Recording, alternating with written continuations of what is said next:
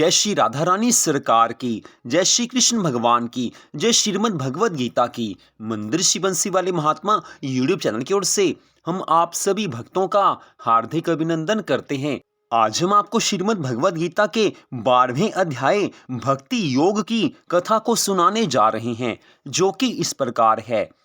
इस प्रकार भगवान के वचनों को सुनकर अर्जुन बोले, हे मनमोहन, जो अनन्य प्रेमी भक्त जन इस पूर्वोक्त प्रकार से निरंतर आपके भजन ध्यान में लगे हुए आप सगुण रूप परमेश्वर को अति श्रेष्ठ भाव से उपासते हैं और जो अविनाशी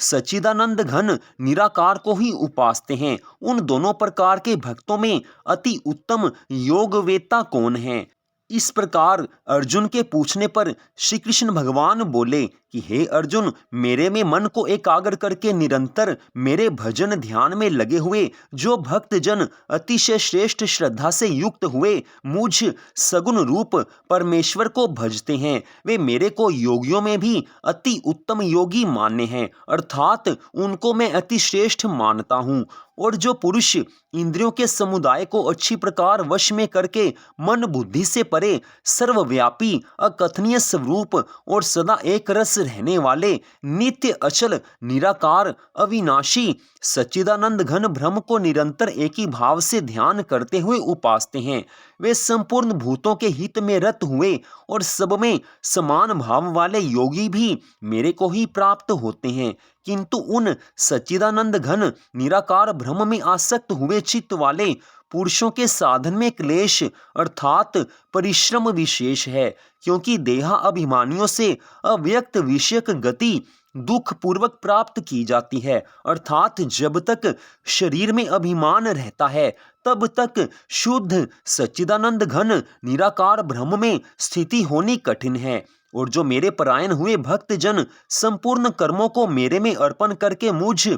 सगुण रूप परमेश्वर को ही तैल धारा के सदृश अनन्य ध्यान योग से निरंतर चिंतन करते हुए भजते हैं, हे अर्जुन, उन मेरे में चित्त को लगाने वाले प्रेमी भक्तों का मैं शीघ्र ही मृत्यु रूप संसार समुद्र से उद्धार करने वाला होता हूँ। इसलिए हे अर्जुन, तू मेरे में मन को लगा और मेरे में ही बुद्धि को लगा, इसके उपरांत तू मेरे में ही निवास करेगा, अर्थात मेरे को ही प्राप्त होगा, इसमें कुछ भी संशय नहीं है। यदि तू मन को मेरे में अचल स्थापन करने के लिए समर्थ नहीं है तो हे अर्जुन, अभ्यास रूप योग के द्वारा मेरे को प्राप्त होने के लिए इच्छा कर। यदि तू ऊपर कहे हुए अभ्यास में भी असमर्थ है तो केवल मेरे लिए कर्म करने के ही परायण हो। इस प्रकार मेरे अर्थ कर्मों को करता हुआ भी मेरी प्राप्ति रूप सिद्धि को ही प्राप्त होगा, और यदि इसको भी करने के लिए असमर्थ है तो जीते हुए मन वाला और मेरी प्राप्ति रूप योग के शरण हुआ सब कर्मों के फल का मेरे लिए त्याग कर, क्योंकि मर्म को न जानकर किए हुए अभ्यास से परोक्ष ज्ञान श्रेष्ठ है और परोक्ष ज्ञान से मुझ परमेश्वर के स्वरूप का ध्यान श्रेष्ठ है, तथा ध्यान से भी सब कर्मों के फल का मेरे लिए त्याग करना श्रेष्ठ है, और त्याग से तत्काल ही परम शांति होती है। इस प्रकार शांति को प्राप्त हुआ जो पुरुष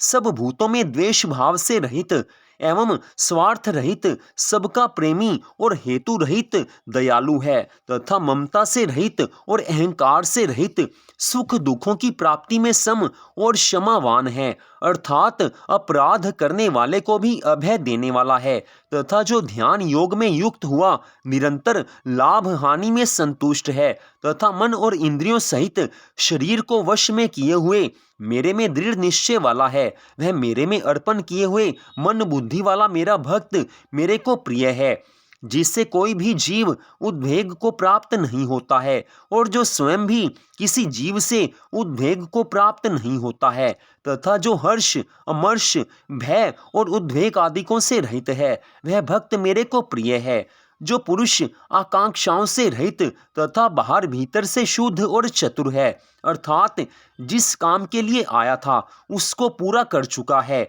और पक्षपात से रहित और दुखों से छूटा हुआ है, वह सर्व आरंभों का त्यागी अर्थात मन वाणी और शरीर द्वारा प्रारब्ध से होने वाले संपूर्ण स्वाभाविक कर्मों में कर्तापन के अभिमान का त्यागी मेरा भक्त मेरे को प्रिय है। जो न कभी हर्षित होता है, न द्वेष करता है, न शोच करता है, न कामना करता है, तथा जो शुभ और अशुभ संपूर्ण कर्मों के फल का त्यागी है, वह भक्ति युक्त पुरुष मेरे को प्रिय है। जो पुरुष शत्रु मित्र में और मान अपमान में सम है, तथा सर्दी गर्मी और सुख दुख आदि द्वंद्वों में सम है, और सब संसार में आसक्ति से रहित है, तथा जो निंदा स्तुति को समान समझने वाला और मननशील है, अर्थात ईश्वर के स्वरूप का निरंतर मनन करने वाला है, एवं जिस किस प्रकार से भी शरीर का निर्वाह होने में सदा ही संतुष्ट है और रहने के स्थान में ममता से रहित है,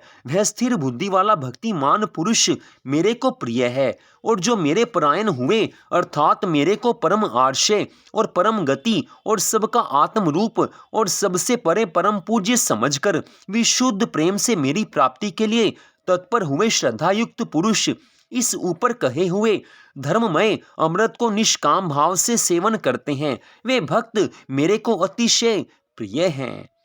इति श्रीमद् भगवद गीता रूपी उपनिषद एवं ब्रह्म विद्या तथा योग शास्त्र विषयक श्री कृष्ण और अर्जुन के संवाद में भक्ति योग नामक 12वां अध्याय।